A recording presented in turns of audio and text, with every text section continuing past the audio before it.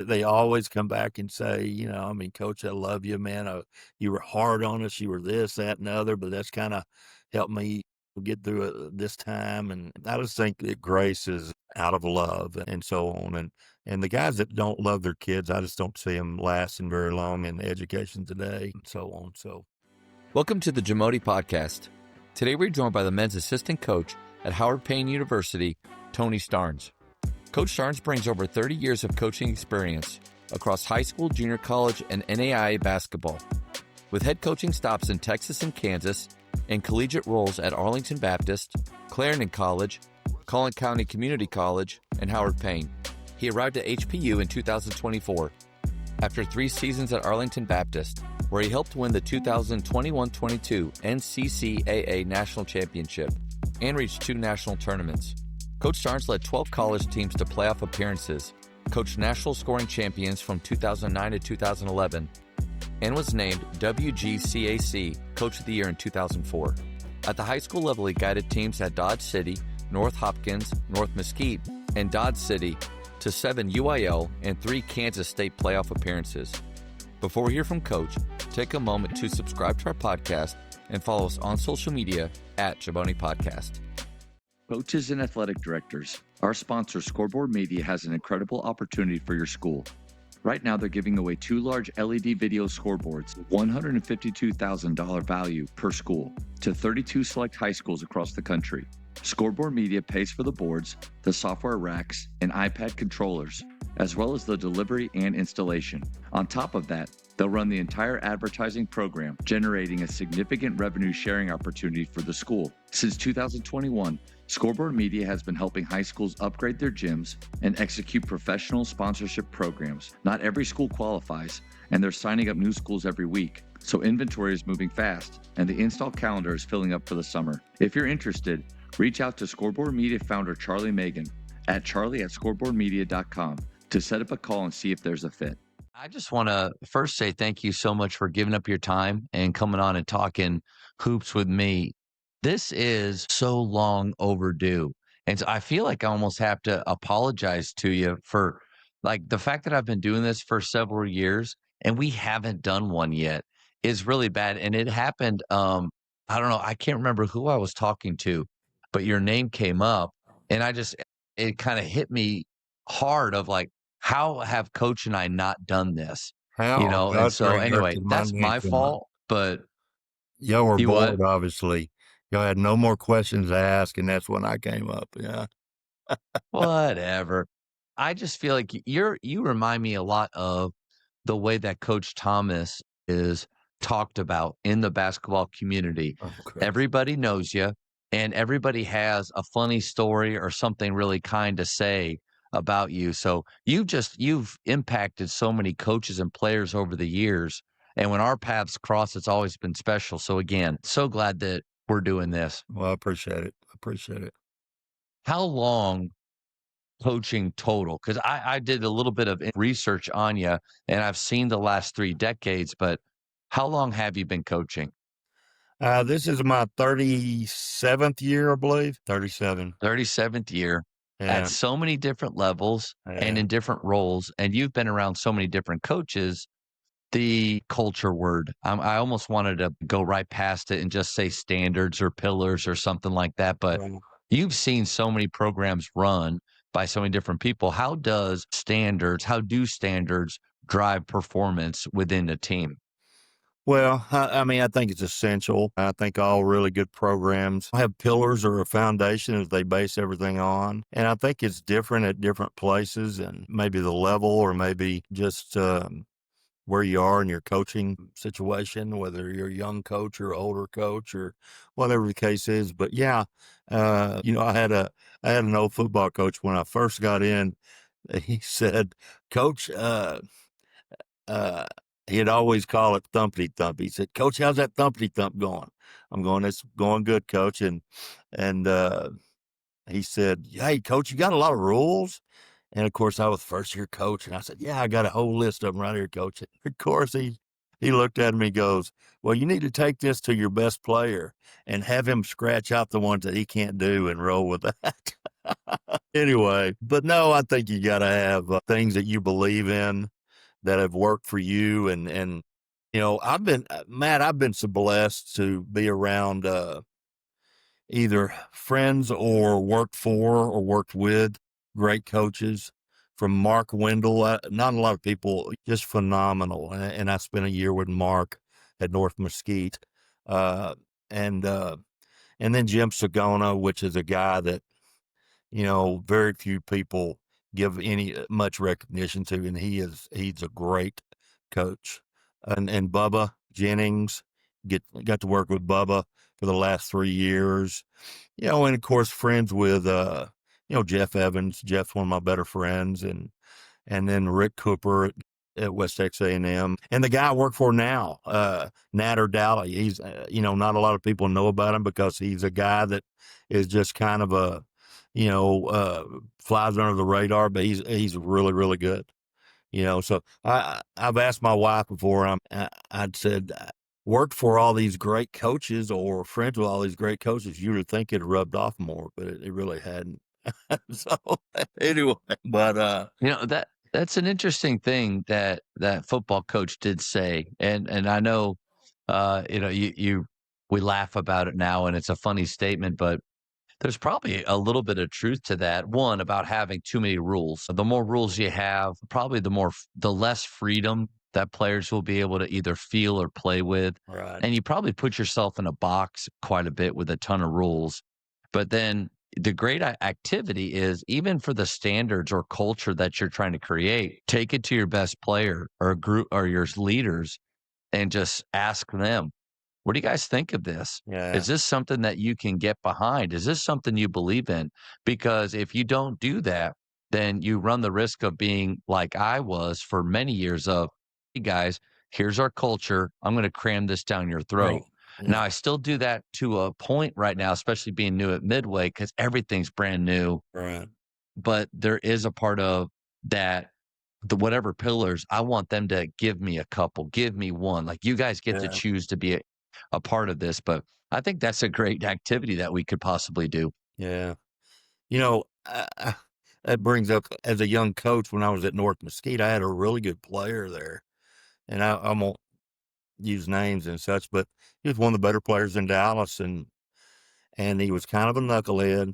You know, I had to get him out of scrapes with teachers, and you know, and so on and so forth. And in hindsight, I was telling someone not too long ago that I really semi crippled that kid, and thank goodness that he coaches now.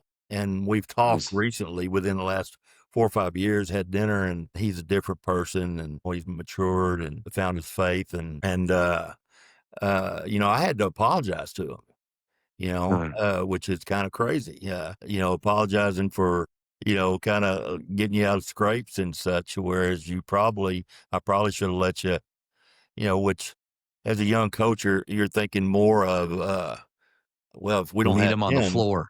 I yeah, just need this guy on the floor no right. matter what. Yeah.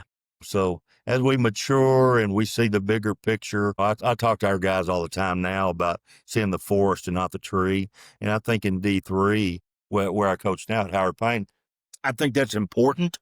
99.99.99 percent of the kids that you coach at a certain level, aren't going to play past college and such. And, obviously there's a fine line. You've got to have that desire when about becoming better and being the best you can and having dreams and so on. But, you got to be able to see the forest, and we tell them all the time in recruiting that, when you're 28, 29, 30, when the balls stop bouncing, that alarm's going to go off at 6:30 in the morning, and you're going to have to get up and go to work somewhere. And here's your opportunity to pick and choose relatively, what you want to do for a living, because that's going to be the majority of your life, you know, uh, and such. So we want them to be able to see that. And I'm glad that young man I was talking about kind of matured into that and such. Appreciate you sharing that,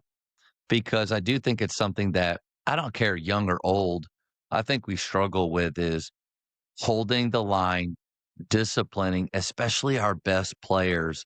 And so my question to you is, what is the balance? You felt like with that player that you let him off the hook too much and like you said, crippled him. But what is the balance between going to bat for your players and helping them, but then also allowing for natural consequences to take its course with players? Yeah, I think as a parent, I've got grandkids now, two daughters, and as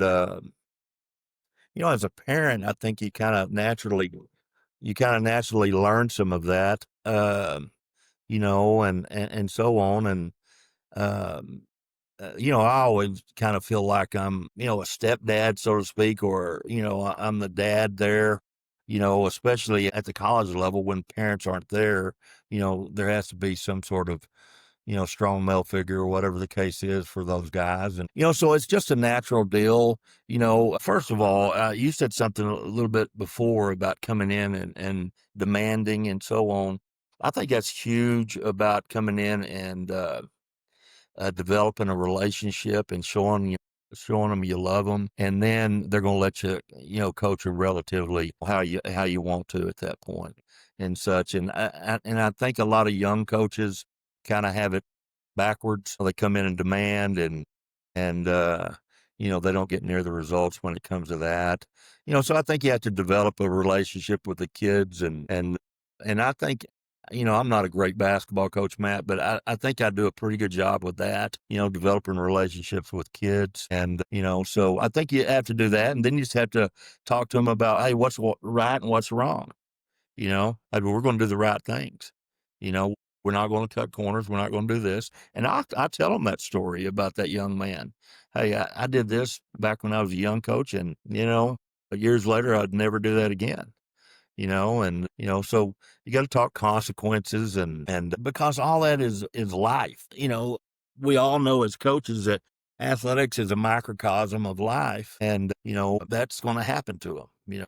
I mean, when they're fathers or whatever the case is, or they're in charge of a group of people. So anyway, I don't know if that answered the question, but No, it did. It did. I do think, again, I think it's a balance. And what are some areas where I think the word grace gets thrown around too yeah, much and probably in the wrong way, but where are some areas where we can help them and guide them towards making better decisions? And then what are areas where we need to hold the line? I think there's a little bit of the art of it that maybe comes over time. But you know what's funny is I wrote down the word trust because you were talking about relationships. Relationships build trust.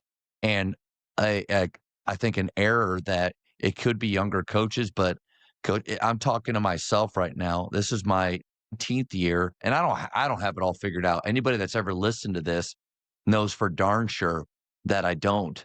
But I made the mistake this summer with a couple of these guys at Midway of demanding or expecting trust from them right at the beginning, right when I got there. yeah, And was surprised when I didn't get it. But then it's almost like I had to zoom out, take a step back and realize, well, Matt, you're asking for something that isn't built that way. all right, Trust takes time. Trust, especially I think in today's society where the phone can tell you so many different messages right off the bat. It's hard to know who to trust. It's right, hard to know what information is right and what's not. And so here's this guy that just comes into Waco out of nowhere and is acting like that they should trust him already. I made mistakes, and now I'm going back around in the fall of this first year and going back to square one. 10-minute meeting, man. Tell me about your family. all right, Oh, that's awesome. Who's your favorite sports hero? And I'm getting to know them, and they get to ask me questions, and I can then trust happens. But coach, I mean, was at what point? I don't know when I'll get it. Maybe one day. Oh, I think you will because you know how, and good coaches know how to work with people, whether it be alumni, whether it be parents, whether it be kids, whether it be older, young, or whatever the case is.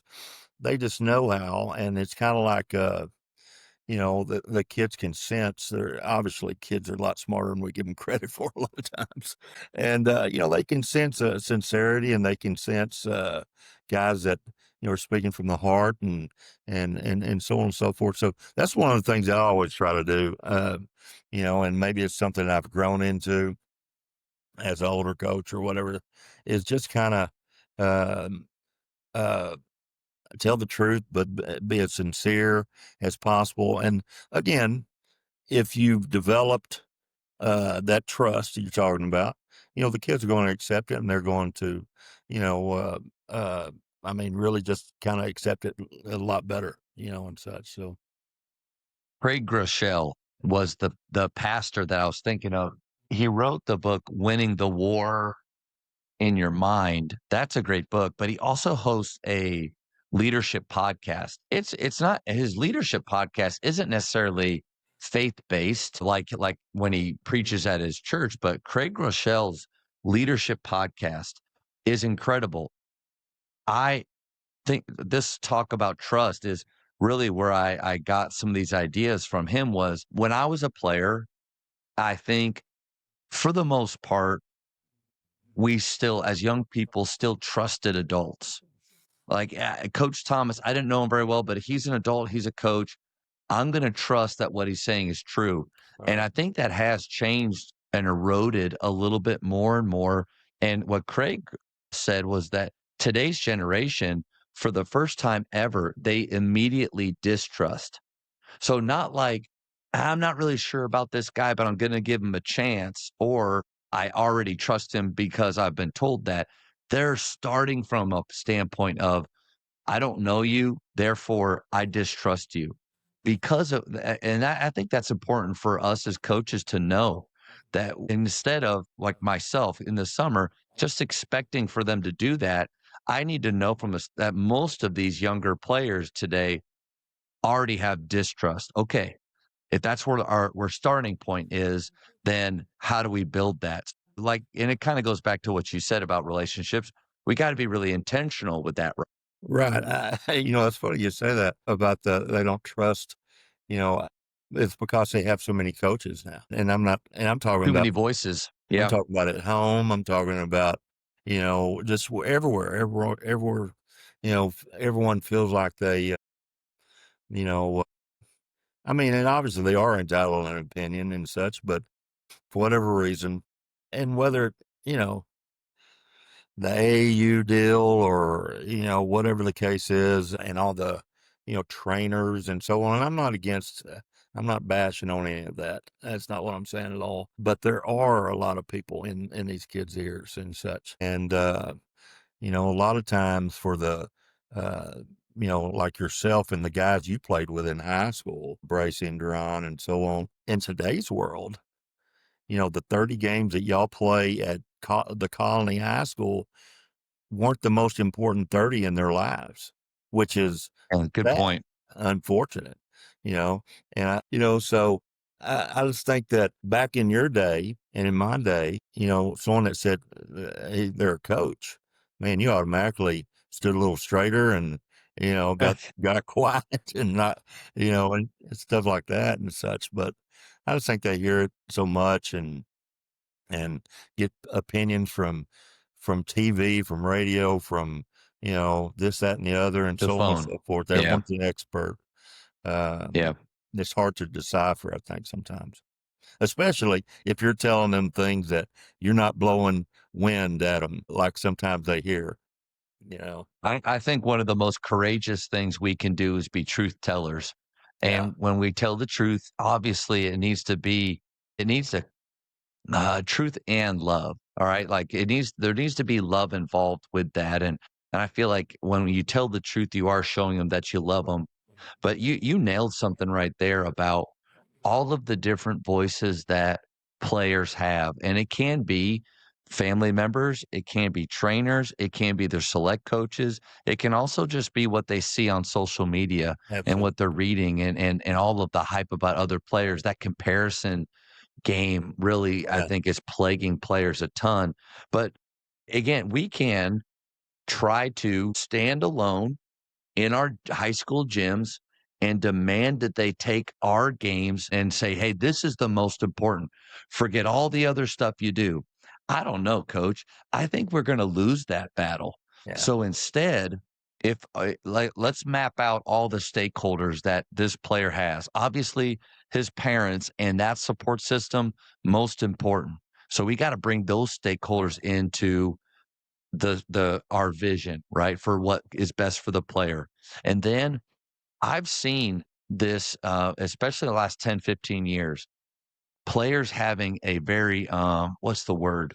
Protective feeling or attitude towards their trainers and their select coaches. Right. So when I was at Naaman Forest and I was blasting, this was with Jeff Clarkson back in 2005, I was blasting their select coaches, telling players, we got to reteach you because of all the bad stuff that you've learned from them. Like literally what I would say that, coach, that's a great way to fracture Yeah. relationships today. I agree. So it's not, I think what we can do is, yes, this is important, but so is your skill coach. Yeah. So is your select team. I want to know about those things. Hey, invite me to a practice. I want to come watch a workout. Right. And what are some things that you're doing with him that you really like that we could do in our gym? I think that's how we bring them together. And this is taken me time because I think most coaches are territorial. Maybe even from another sport at the school. Like, hey, Right. you're basketball guys. Those are my guys. No, they're not. I have them for a portion of the day, and Right. then at night they go other places, and they're their guys. So I don't know. Maybe that helps a little bit. Find out all the stakeholders, and then find a way to bring them together so the player feels like we're all on the same team. Yeah, that's a great point. It's a mature point. That's something that I'm sure you've grown into. Again, it's very important. And again, I go back to me being blessed by working for or with or having friends that really know what they're doing, and that I could just sit back and learn from, and so on. And I'm learning today. Really am. Those are things I love to. I have a story that went to TABC probably 6, 7, 8 years ago. I'm with Jeff, and we're sitting and watching, and we see Joe Lombard from Canyon. He's Yeah. still coaching, and I have no idea who's speaking, but he's got his whole staff. There probably were 10 or 15 coaches there with him, from his middle school coaches, the whole deal. And man, those pencils and pens were smoking. They're writing down every word. And whoever was speaking was just talking about some sort of really, simple drill, that and so on. And Jeff and I saw Joe after, and we knew Joe from when we were out there, and we said, Coach, man, you've got 100 drills on teaching help side or whatever it was. And he said, yeah, Tony, but that drill will be good, and this that drill will be good for our 7th grade B team. I mean, seriously, and that just got all over me, as in It's sunk in, humbling right and there. I mean, it's incredible, and that shows why Joe Lombard is Joe Lombard, Yeah. and so that the learning process, and Joe was probably 2 or 3 years from retiring at that point. I mean, another story. JD Yeah. Mayo comes to mind. He'll be at the TABC next year, and he'll have his yellow notepad out Oh yeah. in the front row. And you're talking about a growth mindset. I think, but if we're not careful, we can have a fixed mindset really quick, really easily, and we can be listening to a speaker or reading something, seeing something, and thinking that doesn't work with how I play. I don't need to listen to this, or I don't need to tune in, or I've got this covered. Or like Joe Lombard, you've got 1,300 wins and so many state championships. You got this, man. But I think that growth mindset, and this, I just told my players this the other day because humility is one of our standards. I think a growth mindset shows great humility. It shows that we don't know everything and that we can learn from everybody that we talk to. And so I love that you shared that. And the way that you felt when you watched that, I felt that so many times being there when somebody's talking about zone offense. and I feel myself starting to just fade out Right. and get on my phone and think about where's lunch Yeah. because in against a 2-3, we're just going to get dangerous and shoot a 3 even quicker than in man against man. But you know what? I got to be humble. Yeah. Another go ahead. No, that is very true.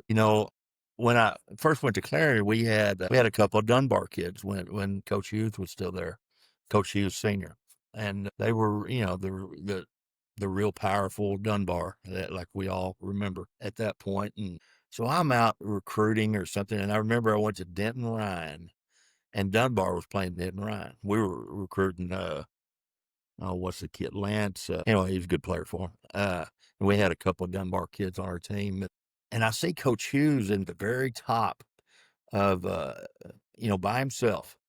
You know, I go up there kind of respectively, walking slow, didn't want to, and go up there and I said, Coach, what's, and it was a JV game before the varsity. And, we were talking a little bit, talking about the guys that I had and the kid that we were looking at and so on. And I said, Coach, what you doing? He goes, well, Coach, I started watching this game and I love the way they rotate on their press.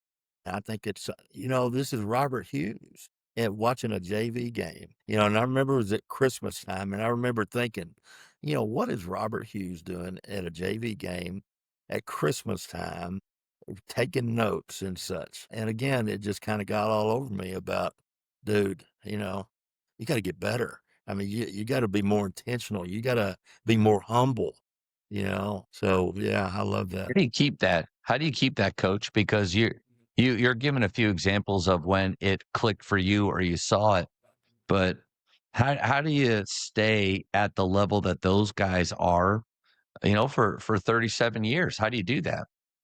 Well, for one thing, I'm not near that level. I get that, but you're recognizing it, like you've seen it, you realize it. Well, because I want to be.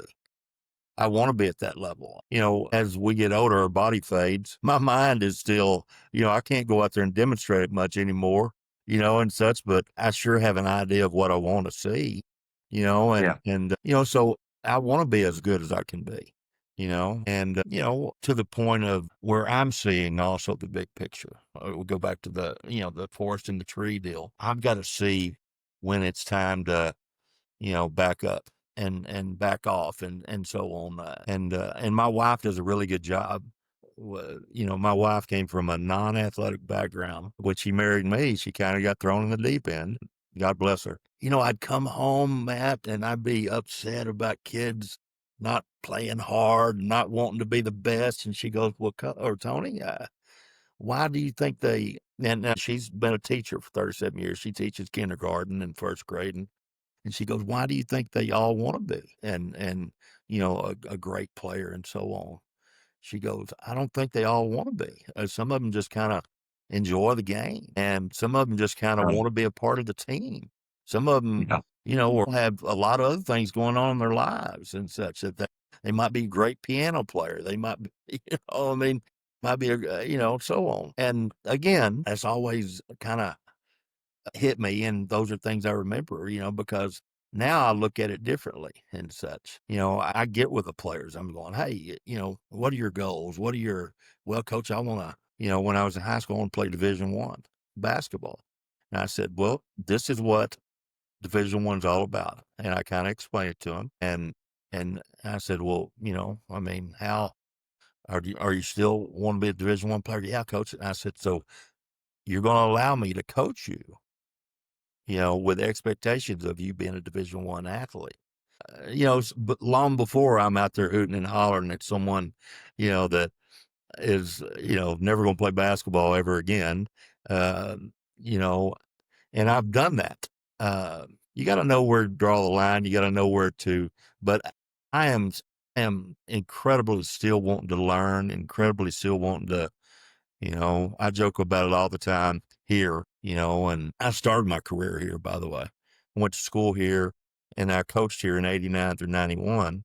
And I What's always that say, like? What's that like coming back? yeah, well, I enjoy it. We've always enjoyed Brownwood, first of all, and just the time we had at Howard Payne. And I knew Coach Dowley. Coach Dowley was a high school really good player back then when I was coaching here. So we've kind of stayed in contact over the years and such, and he was gracious enough to want me to come over and help. But and there's still people around that were. I talked with the coach that I coached with today, ironically, and hadn't talked with him in a long time and such. But yeah, Howard Payne is a special place for us. My wife and I and our family and so on. But I want to jump in with yeah, what your wife said being, I think, just incredible, and a question that we got to ask. You've mentioned this so much throughout our talk already about relationships and knowing what your players want and why they're there. Two really quick stories, if you don't mind. I thought when I first started coaching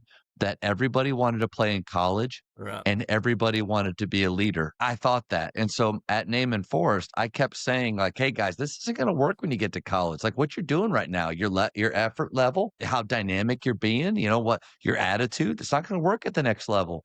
And I don't even remember his name. He wore rec specs and he was a senior. He finally stopped me one time. I was like, "Coach Saman, I don't want to play in college." And a 25-year-old, like, "Why are you doing this then? Like, what's the point? Why would you right, even spend the time? Go do yeah, something else." And that's what I thought.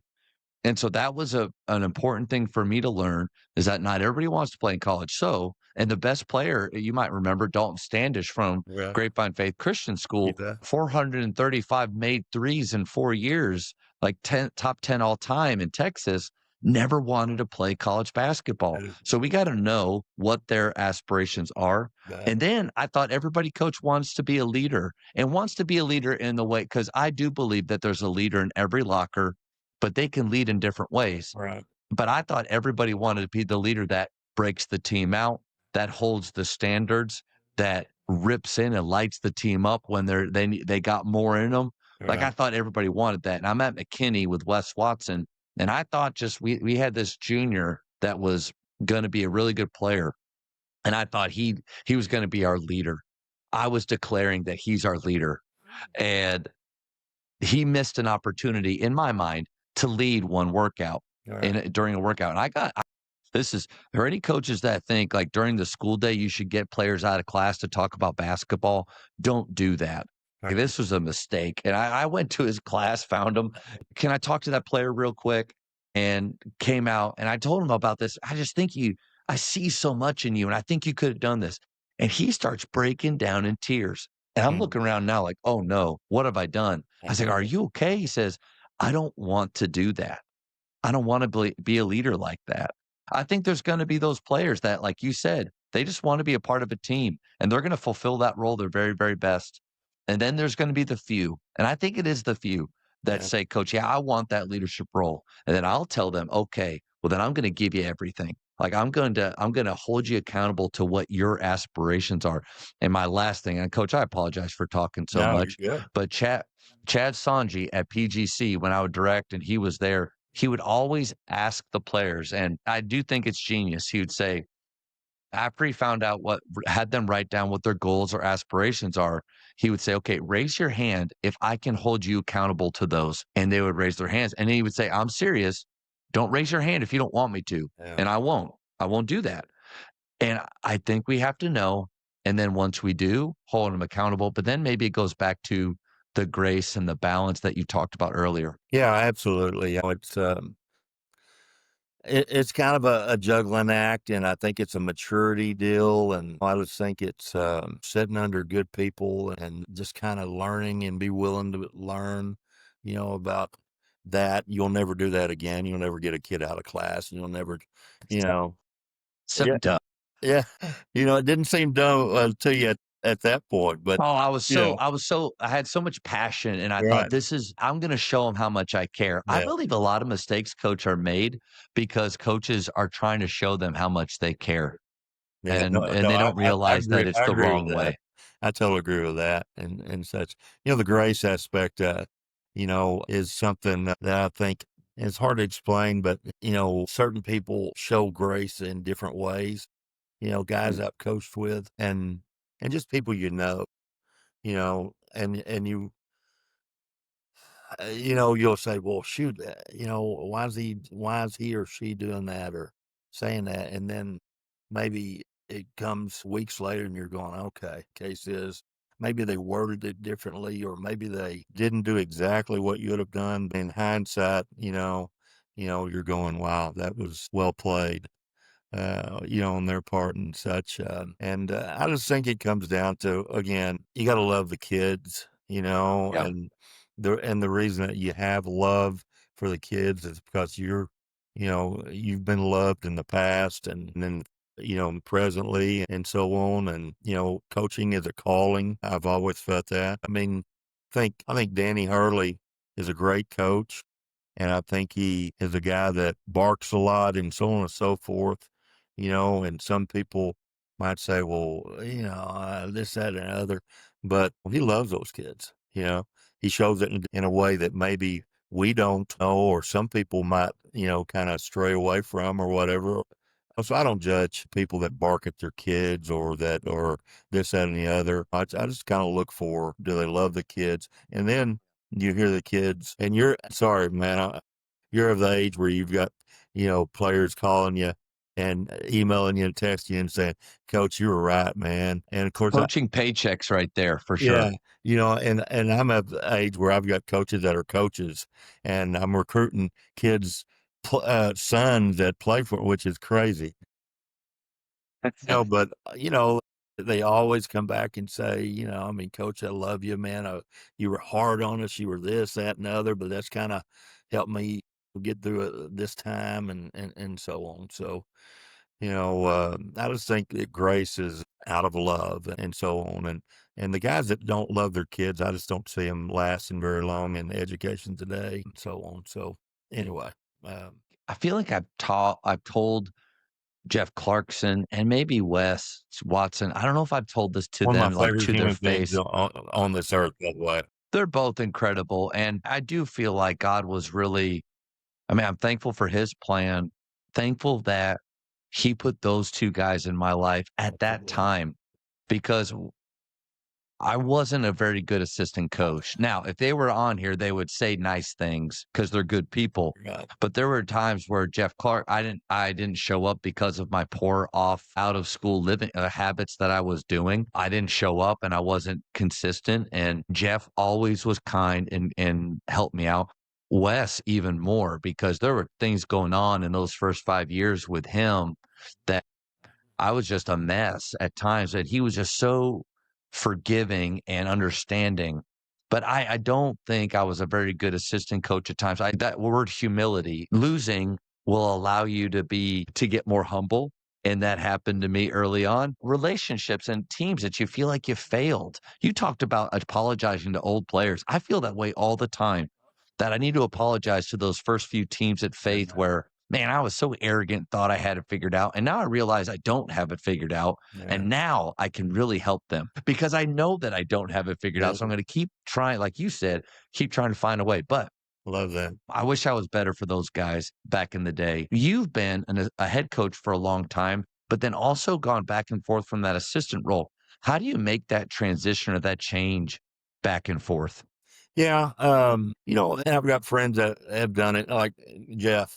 He's an assistant for the last couple of years, and how successful was Jeff? I mean, over 20 plus years, it's crazy. And we talk all the time, and so on. And sometimes I think it's a struggle. If you let your ego get involved, maybe. And, I've been lucky again to work with good people that have maybe seen something that I can help with, and they let me, jump in and so on. And, I just kind of, and I was going to say it a little while ago, and I think I forgot what I was going to say, but, I make the joke around here about, with friends that I know here that, hey, I'm just trying to be the assistant men's basketball coach. I'm not trying to get in any other sports business, or I'm just trying to, just do my job. And, it's interesting that I've had to tell myself that, Tony, you just got to put your head down and do a great job,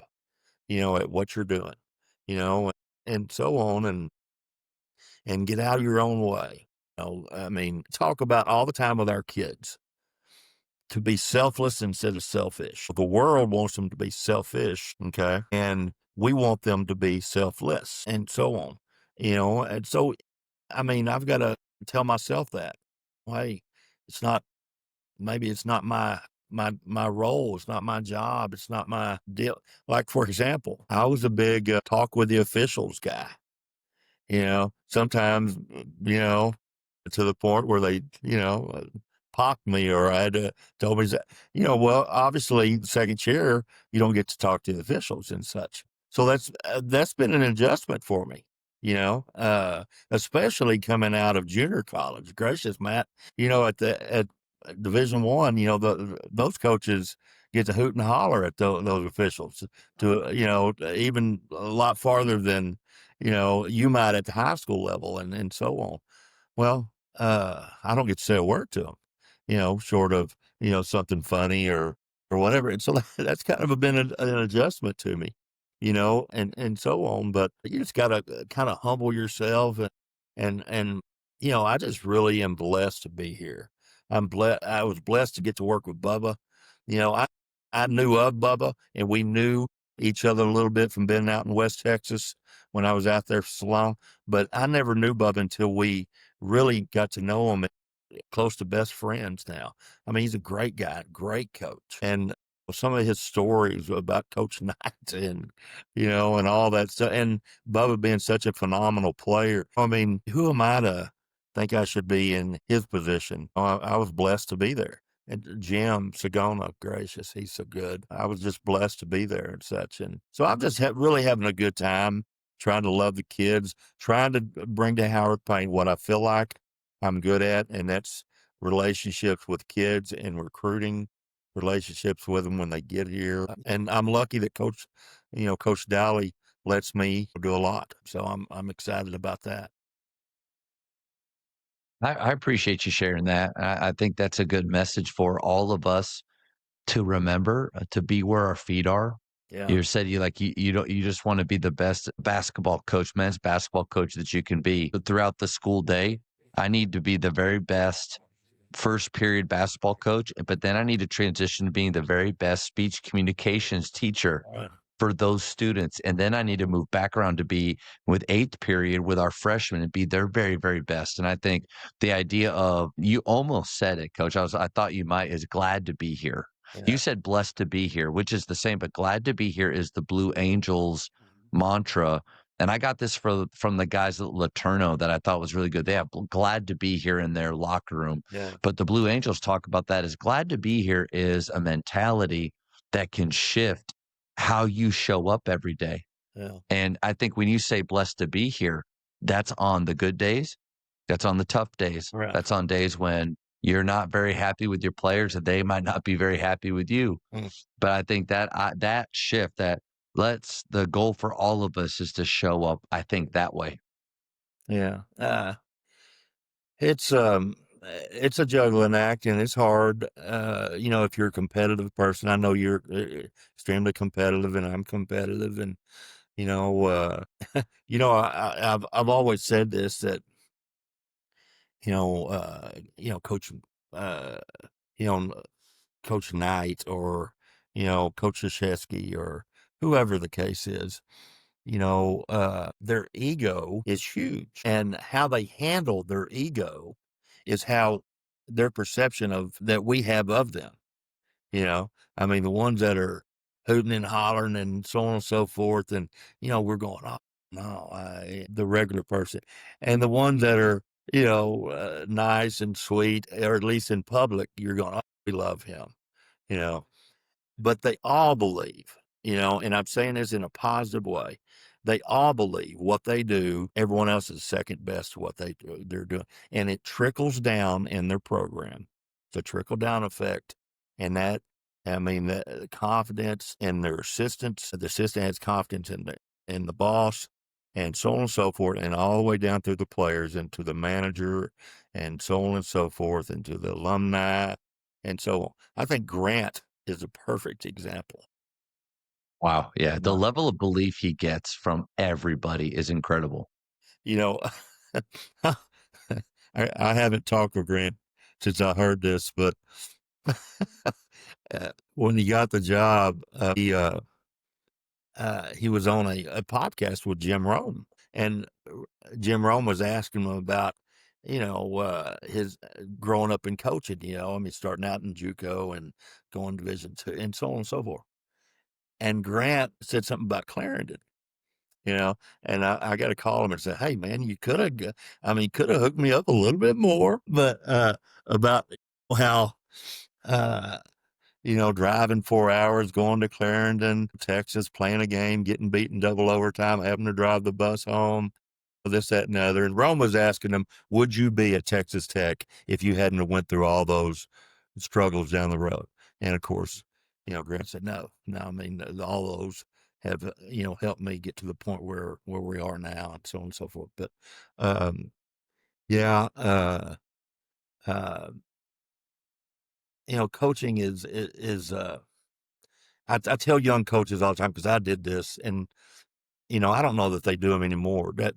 For example, does Baylor have overnight camps now? I don't think so. Yeah, Only for the younger, yeah, maybe for the younger kids still. Yeah. yeah. Well, I used to work all the old Southwest Conference overnight camps, Yeah. and make my $125 for the week, and that stay in the dorm and eat in the cab.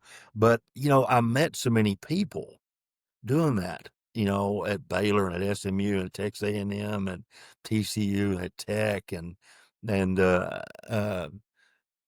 and coaching is such a fraternity, uh, that, like Kyle Smith, the head coach at Stanford. Kyle and I became buddies. We were roommates at SMU for 2 weeks in a row, and and this was back in '91. Whatever, so Kyle and I are, we know each other, just on and on and on, Ross and, Grant was at Baylor, back then, got to know them, that Brian England, and it's just kind of a fraternity. And, uh, again, I'm just kind of lucky to be a part of it. And I'm really, just kind of humbled, getting, I feel the same way. I feel the same way about getting to do this. And I gotta, it's kind of crazy sometimes to even, you're at 37 years to say 19 years, because it doesn't feel like that. Those moments kind of catch me off guard, and I realize how fast this goes, and and how much we got to take advantage. I know you understand that, but I agree with the fraternity piece. I love getting to do this. Like, how else would I have you held? Well, how else could I hold you captive, for an hour and a half? But just to get to see you and have these talks, every right, one of them, like, is special, and I love it. But there is something that I hope coaches don't, especially younger ones and guys my age, that we don't miss or forget the in person, the clinics, going to camps, working those, because in part, maybe getting back into public school will help me to kinda feel like I'm back a part of it. right. The last 12 years at Faith in the private school world, it's just a different fraternity that I hope coaches still take advantage of, and they talk the way that you do about it. People ask me this all the time. And when you get to my age, they'll be asking you, you'll probably still be in shape and so on. And I applaud you for that, but I'm going to catch it, with that shot. You're doing the work. But, Yeah. anyway, they say, well, Tony, how much longer are you going to do this? And I said, well, here's the deal. I'm adequate at maximum at this, adequate only. I'm terrible at everything else. So what choice do I have? I don't have any other choice, I guess Walmart, I don't know. You would be a heck of a greeter. I'll tell you that. I think every person would Uh, walk into there. Maybe they had a bad day, but they see you, and because I've always felt that way about you. You just make people smile, and you make them feel better about their yeah, day. Coach, that's why I compare you to Coach Thomas so much. I think he had that ability too. yeah, But you could do that. I felt the same way, and I think it is good sometimes for coaches to think about doing other things and maybe even experimenting with that, because nobody says that when you start in your early 20s doing this, you have to do it for 40 years. There's no yeah. rule that says that. Uh, But during COVID, I did try real estate. I got my license, and I helped a couple family members, and I did take one family from open house all the way through to buying it and all the way through. I busted it for about 8 months, coach, and here's what I realized. If basketball's not a part of it, I don't have any passion for it. Yeah. I don't wanna do it, I love it. and I'm like you said, I'm not really good at anything else. So, you and I, coach, we're just blessed to be here. I love what you said. My dad lost my dad 4 years ago and such, but he was a major sports fan, played in college, he just loved all the sports really. But he was a salesman. He started out at Coca-Cola and then he ended up selling Snap-on tools you know, and I can promise you, and my mom will attest to this, who's still with us, that when my dad got his job at Snap-on, he didn't know the difference between a flathead screwdriver and a Phillips head, but he could dang sure sell it to you.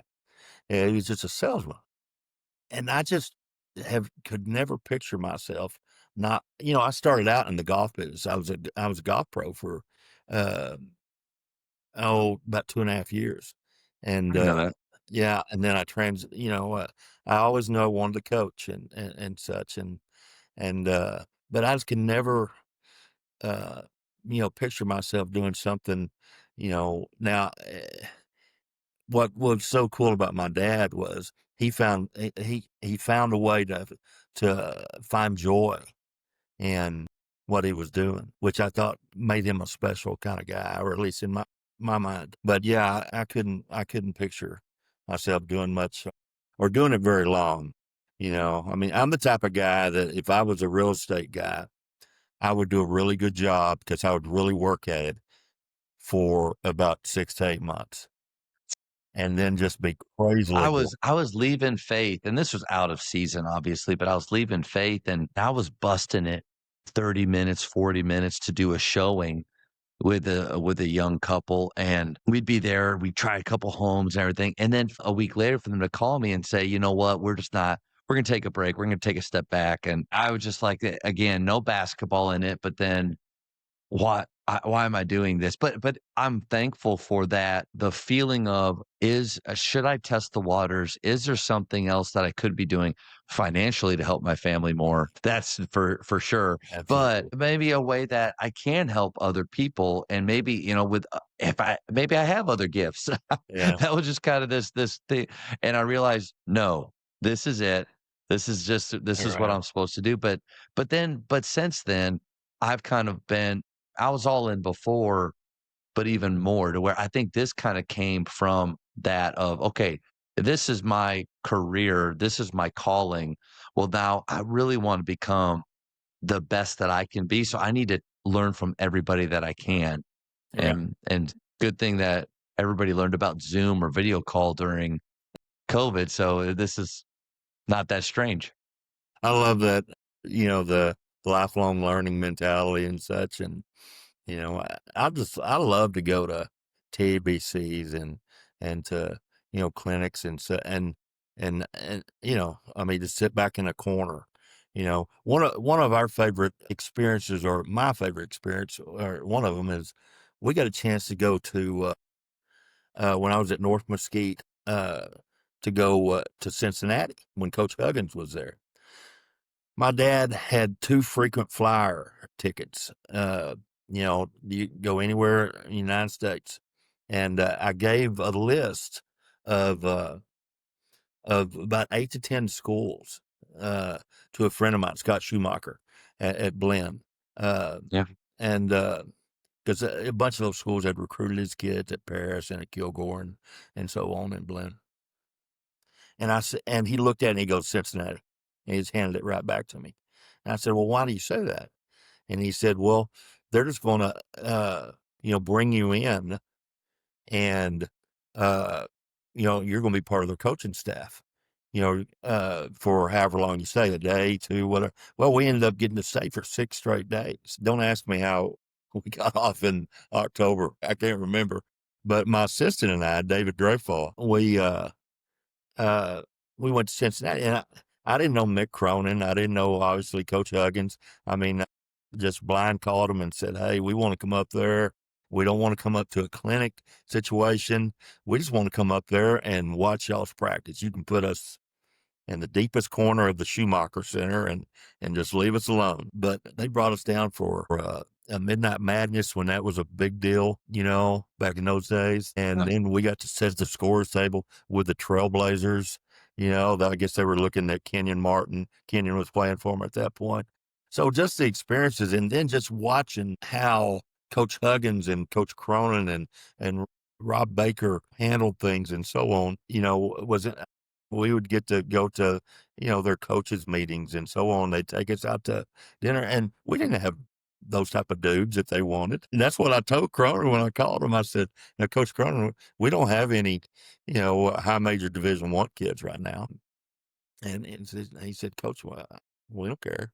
If you love basketball, and if you want to come to Cincinnati and watch, we'd love to have you. And so they just rolled out the red carpet. I got story after story after story on that. But, I just think that was a really cool thing. And those are memories of mine, about that. But it's a lifelong learning. I could have been in the corner and of the Schumacher Center, and they could have never come over and said a word to me, and I would have enjoyed it just as much. Honestly, I just love listening and because you're thinking, well, I wouldn't have done that, or man, I'm going to do that. I tell my assistants all the time, I'm going, hey, look, you're going to come in, and boy, this is going to be a crazy learning experience for you. And they're always going, oh man, I'm going to learn this from coach. And I'm going to go, 90% of it is, or you're going to learn what not to do. You're going to be saying, man, when I get my job, I will never do that. But it's a learning experience, Yeah. So, yeah, I just love the lifelong learning aspect of that you mentioned. Coach, I gotta ask because you and I have talked fast basketball before. So anytime on this, I rarely go X's and O's, but if somebody is like-minded and we do get into that arena, I'm kind of Yeah. pretty excited to do that. From 2009 to 2011, your teams averaged 98 points per game and 103 points per game. Yeah. So not just from a culture standpoint, but even from just setting up your team and creating that pace. How'd you get them playing that fast? Yeah. At Clarendon, and we've played fast, back in North Mesquite days and such. But at Clarendon, we did it out of self-preservation. Just simply, I couldn't recruit bigs. We had very little scholarship money, and South Plains and Midland and Odessa and Howard, and they had all the, so we couldn't play the way they played. And be successful. So we had to figure out a way to. So I went out and found 15 guys who had high motors and could shoot it, and whether they were 5'7" or 6'4". And that's probably one of the biggest kids we've ever had. Clarendon was 6'4", and we just kind of developed a style of play that had a lot of Coach Westhead stuff, a lot of Arsenal stuff at you know You know, some of the things that he does, not everything that he does. I still am not happy when you score. I don't think they care much, but I got a quick story about. he said in on one of his videos, he said, "I'd rather them score quickly than us play good defense and get a stop after a lot of time's gone off." And I Absolutely. thought, "That's extreme." And that's his whole Absolutely. book is running to extremes. Yeah. When he was at TABC, Jeff and I were there, and we went to the Q&A that night at the hotel, and we got How to many talk. people were there at his Q&A? Did a lot of people go? No, I didn't surprisingly. think so. And so we're there talking with him, and, I introduced myself, and he's a big old guy, first of all. Yeah. So I said, I coach out in, junior college league out in West Texas, and I was named all those schools. And he's going, oh, yeah, yeah, yeah, yeah. And he said, well, Coach, have you ever heard of Indian Hills? And I said, well, yeah, Coach. I mean, they're in Ottumwa, and, usually one of the top, 5 in the nation, top 10 for sure. He's going, yeah, we scrimmage them every year. And he said, we scrimmaged them this past year, and Coach, we gave up 25 dunks that game. and he let that simmer. He let Jeff and I think about it for a second, and we're going, oh, wow, 25 dunks that game. He was going, yeah, we hit a three at the Buzzers to beat them 153 to 61. What a great game. But we're just going, oh, wow. So I'm not there. Matt. No. But Yeah. we do like to play fast, and we do like to, But when you were holding them to, or when you were scoring 98 and 103, coach, were you holding them to 70s, 80 points, or were they up around 90 as well? this past year we averaged right at 100, and we weren't as good defensively as we were there in Clarendon Yeah. and such. Just because, I don't know, junior college. And see, I have a heart for junior college kids. That just kind of, because I was just in it for so long, they just kind of have a little bit different drive about them, a lot of times, and a lot, just kind of a dog mentality, and that word's used all the time and such. But and we tapped into that. And such. I mean, one of our best teams, one of those years, my point guard was from El Paso, 5'9". My two guard was from Stephenville, 5'11". My three guard was, I think, from Lubbock, 6'1" or 2. Our big guy was a North Crowley kid, 6'2".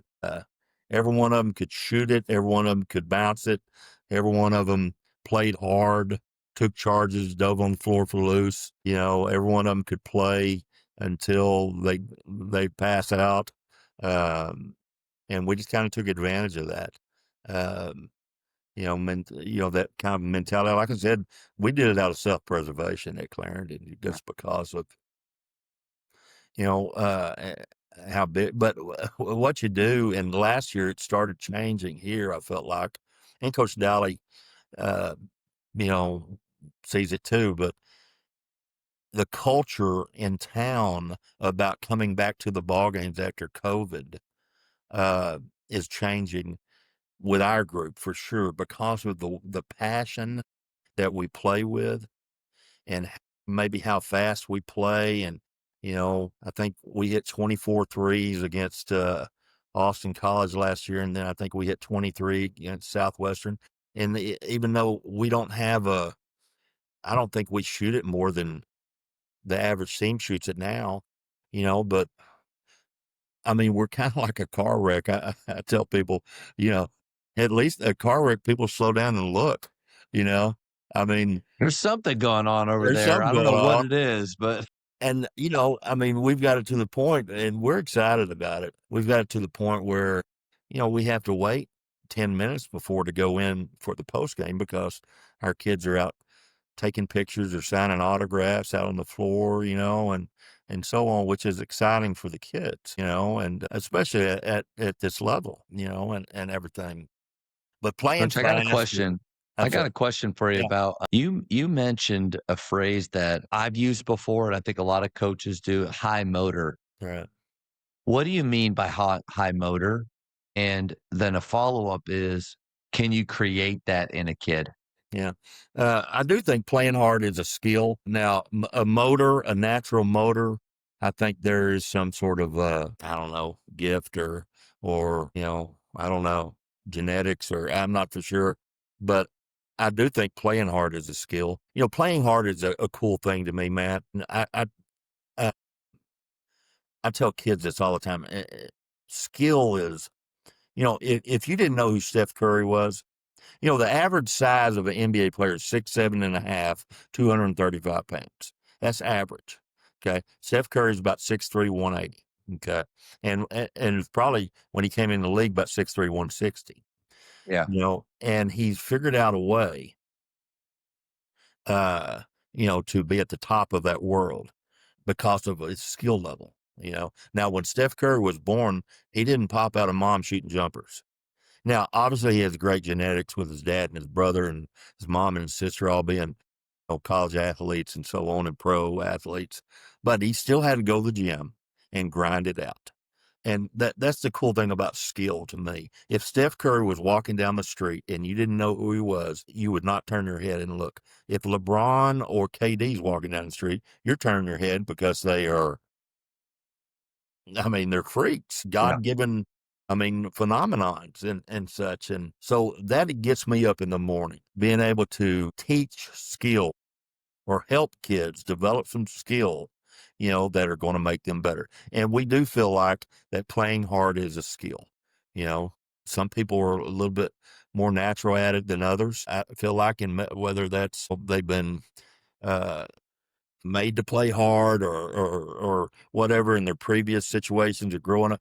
Playing hard, we tell our kids all the time that if you learn that mentality, you're going to be the boss someday because, 90, you're going to bypass 90% of the people in the world. We tell our kids at camps, if you're a person that plays hard, you're going to bypass, 95% of the people on the floor that you're playing against. Yeah. It's just one of those things, and skill, shooting and passing and handling it. Uh, those things really excite me, because I feel like I can still uh, be an effective coach. I can't go out and demonstrate it. Not that I ever was a great player, but I could demonstrate it. Uh, I can't do that much anymore. But uh, the other part really fires me up. I was talking with our women's coach today. They had a prospect camp, and I was watching it, and we were talking. He's the guy that helped me with the with the computer, but uh, I feel like in the women's game, coaching is men's game. It's important, but maybe not as much, because you can Mm. you can throw the ball to a kid over there and say, hey, go make a play. In the women's game, not as much, and so on. But so I'm grasping on to, the stuff I feel like I can really still make a difference with, basketball wise. And I think skill is one of those things. Playing hard and the high motor, I watch several, and I can promise you, man, I don't care how they shoot it or whatever. I picked about 4 girls out. We have a new GA this year, and he's sitting beside me, and I said, man, I love her. He was going, well, coach, she just turned it over, and boy, she doesn't shoot. I'm going, dude, I'm just telling you, she got a motor. She plays hard. We can figure it out. I always tell kids that if your effort level is here and your skill level is here, that means your skill level is going to. And when you get up somewhere close, that's called player. You know, that's called player. And, playing hard and being successful, they in the same neighborhood, Matt. They live in the same neighborhood. They might live next door to each other, you know. Uh, so there's something to that. Skill falls under that label of, or the umbrella of playing hard. Because if they have that mentality, they're going to spend extra time in the gym. That phone call that I just heard off, I know, as a kid wanting to get in our gym, and get shots up and so on. So that really excites me, even at my age, and such. So, but yeah, that's one of the things we look for, is a motor and to play hard. The first 2 steps, are they in spear position instead of shield position, you know, and so on. So yeah, it's Coach, I real don't want you to important. feel bad. I don't want you to feel bad about not demonstrating anymore.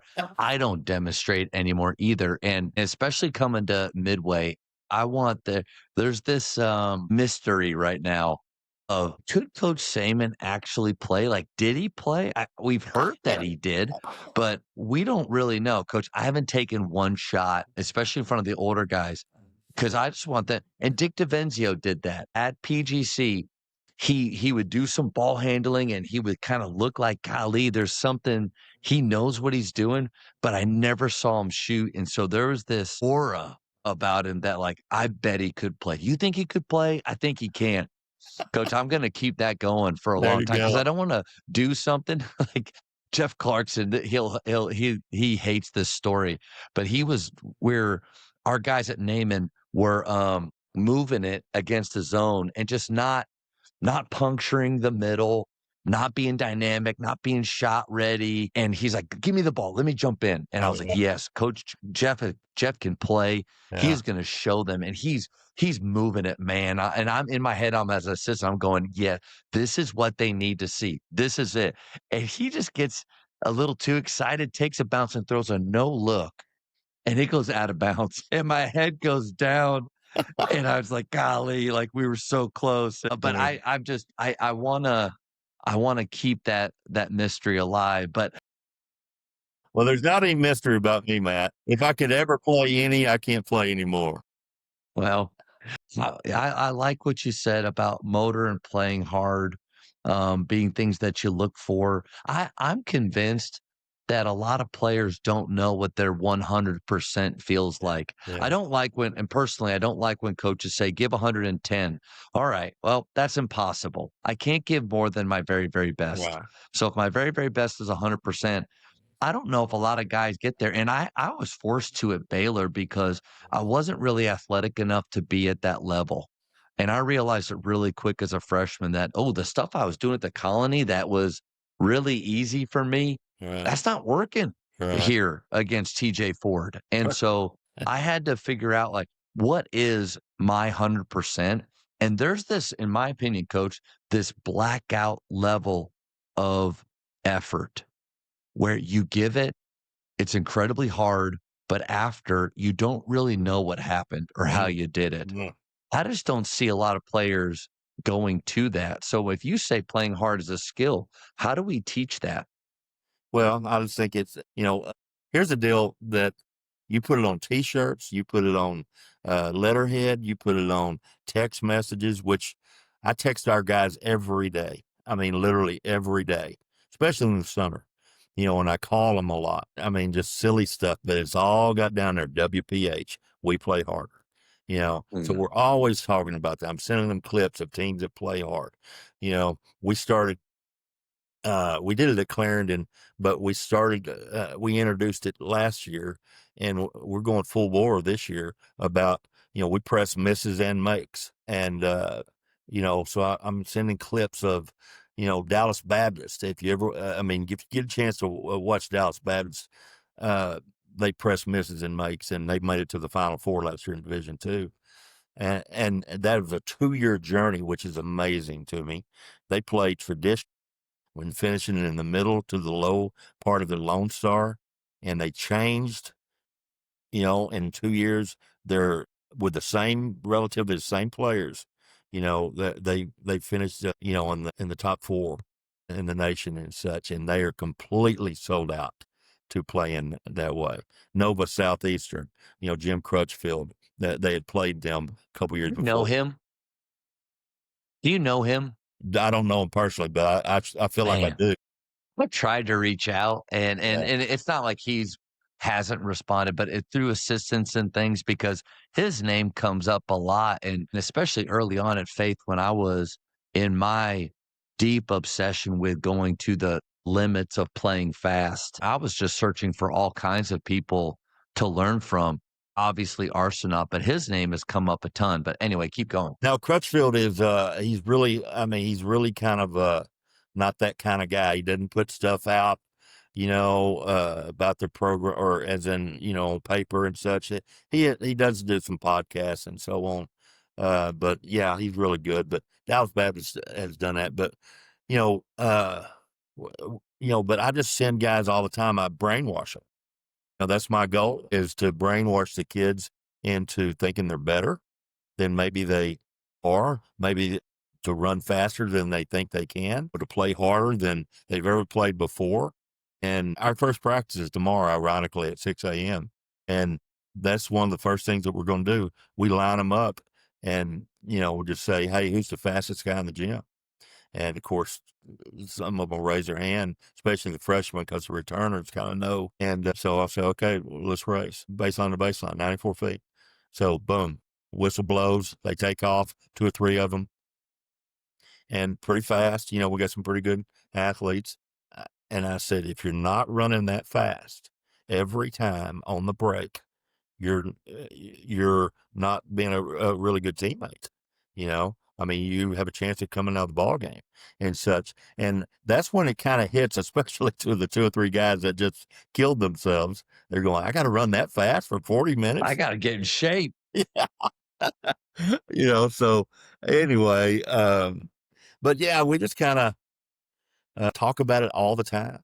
I mean, Coach Glenny at Dallas Baptist, I was talking with sometime this year, and he said Bill Self is legendary for saying, "Hey, I coach basketball. I don't coach effort." And he goes, "I don't know what he was talking about because we coach effort 24 hours a day. We throw a little basketball in there every now and then." Yeah.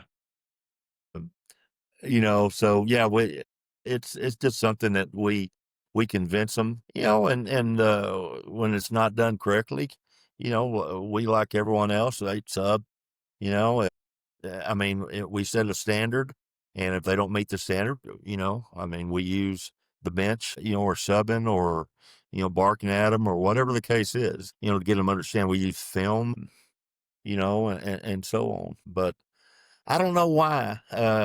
I think because when I played, that's the only way I could play, as in be successful. I mean, Yeah. the only Yeah. way. Diving on the floor, taking charges, playing hard. I mean, that's the only way I could get it done. So I guess I have always coached from a underachiever or overachiever mentality, where, hey, we got to do things better. I would look down, and this is crazy, but it's laughable now. But I look, when I was out at Clarendon, I'd look down there and I'd see Chris Jans, I'd see, Steve Green, I'd see Grant McCaslin, I'd see Ross Hodge, I'd see Mark Adams down on the other bench, Chris Tift, James Miller, on and on and on and on and on. What on God's green earth am I doing here? And I'd get in the huddle. I'm going, dude, we're 10 down in pregame. Y'all better play your butt off, because if you expect me to outcoach that guy, and of course the kids would laugh, but it's just kind of a mentality, that we just constantly, kind of, uh, when they do it well, we're hugging them and hooting and hollering and throwing a party and so on, So anyway, Been going for about an hour and a half. Before I get you out of here, I got to do the speed round with you. These are going to be quick questions. First thing that pops in your head, just blurt it oh out. Lord, that's gotten me in trouble in my life before, Matt. It's an easy one to start. Favorite ice cream flavor? A chocolate. Yeah. Greatest shooter of all time? Downtown Freddie Brown. Wow. I loved him growing up. Probably Steph Curry. Yeah. You don't hear that one every time. Maybe Bubba So Jennings. that's I don't good. know. Yeah. Especially when you were good call there. Man, he could shoot. Especially when you were a head coach, did you stand up or sit down more during games? Yeah, I stood up. Probably referees wanted me to sit down, but I stood up a lot. All right, your top 3 dinner guests, any time period. Well, like always, I mean, Christians, I would love to sit down with Jesus, but who I'd Let's also take love, Jesus off the off. Let's assume we've already had our one-on-one with yeah, him dinner. I want to sit down with the Apostle Paul. He was a dude now, a Yes. dude. I mean, Yeah. he could play for me. I mean, because that sucker played hard.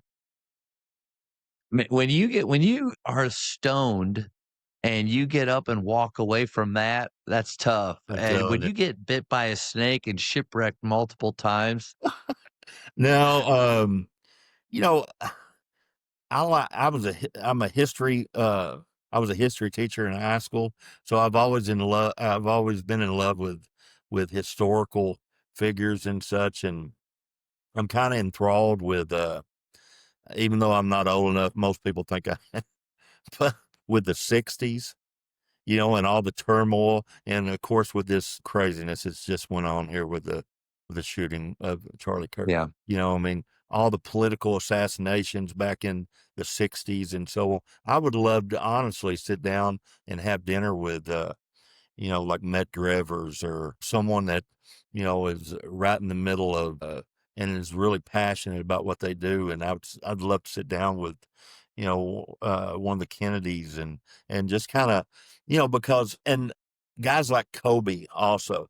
I got a Kobe story, and this, I mean, you've heard them, and everyone's heard them about these stories about, Kobe said he missed a shot in a ball game because of a camera flash. He thought, and so what did Kobe do in the summer? He sit and watched the sun for 6 straight hours now, if any of that is true, I mean, if an inkling of that is true, I don't know that person, but I would like to really delve into that mindset, you know?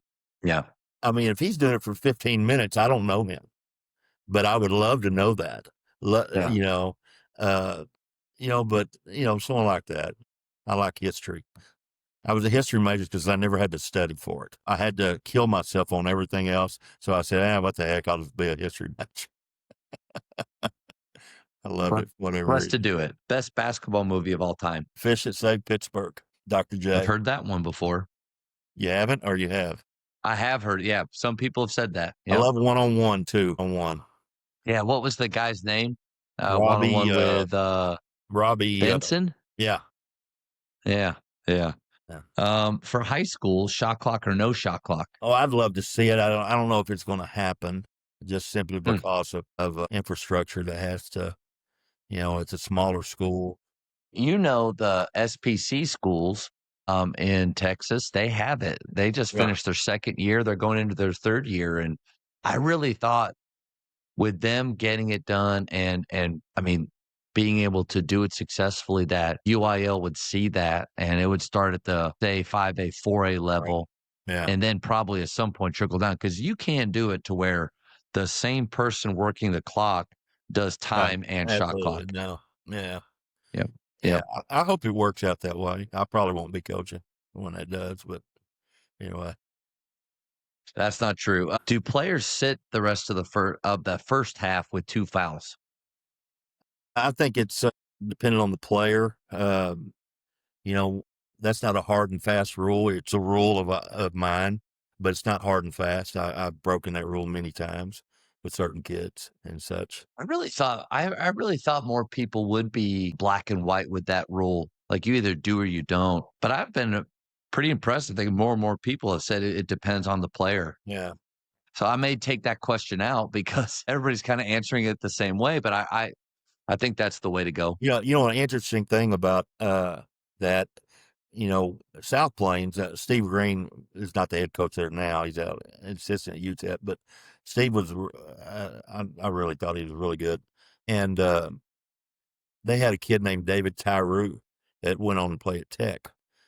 David was a really good player, but Steve, and he was the MVP of our league, and that league out there was ridiculous, but he didn't start because Steve always thought that the referees were going to try to clean things up quickly, Wow. Yeah. and he didn't want David to get a couple of cheap fouls within the first 4 or 5 minutes of the game.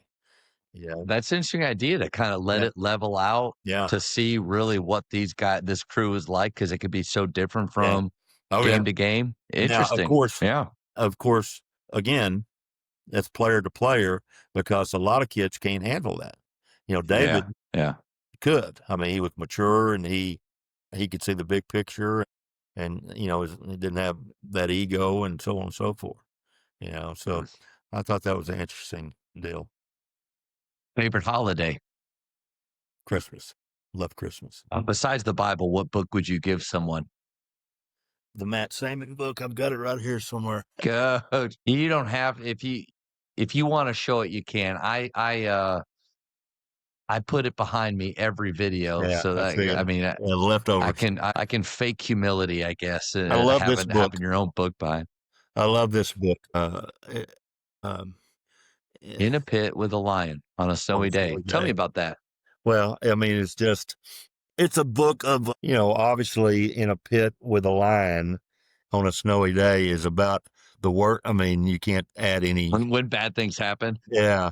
Yeah. It's just kind of first of all, I was attracted to the title. I just thought the title was, and someone told me what it was about, and I'm going, oh, that is, they did with that and such. And, it's just kind of when things aren't going well and so on and so forth. And, and such. But yeah, it's a really good book. I enjoyed it. I like it. A couple more, Coach. If this was your last year of coaching, what would you do more of? Let me come back to that. You got another question? Yeah. Favorite place to travel? My wife's a beach person. I'm not, or I look like a beach dweller. But I can't breathe in Colorado. Jeff's a big Colorado guy. Anywhere with family. My daughter works for the Red Sox. My youngest daughter, she's an event coordinator there at Fenway Park. Wow. And, so Boston is a cool place, Yeah. and such. So probably. Last one, and then I'll check with you again on the last year of coaching. But in basketball, as a player, who's the GOAT? Well, I mean, Jabbar, is always, he's never mentioned in there, and I do think I think, I was a Larry Bird fan. I think there's some stuff for Larry Bird there, but I do think, and Larry Bird has said this, it's hard to compare eras and such. Yeah, He sure. doesn't. I mean, he's a big LeBron fan now. He said, of course we all, hate it when LeBron does this and does that and so on. Decision. Yeah. Yeah, but when he, the flop. Yeah. But Michael Jordan, I guess, or Larry Bird. All good players. Right. You want to take a shot at Downtown that Freddie last year Brown. coaching thing again? Huh? Throw in downtown Freddie Brown. I don't know. I guess just relish every second with the kids, more. And I try to do that now, and such. We just had such an opportunity, to meet so many different kids and from different aspects and kids that shouldn't have went on to do really good stuff because of that situation they came from, but they overcame, so just love getting to know the kids as much as I can. Coach, this has been awesome. An hour and 45 minutes. So honored that you'd give up your time. And in my You were opinion, bored, man. no. What I was going to say is I love getting to do this. And in my opinion, getting to have this time with guys like you is a big reason of why I started it. So I just want to thank you for all the faithful years of working with players and making coaches better and the relationships. And this was an honor for me. Well, I appreciate it, man. I really do.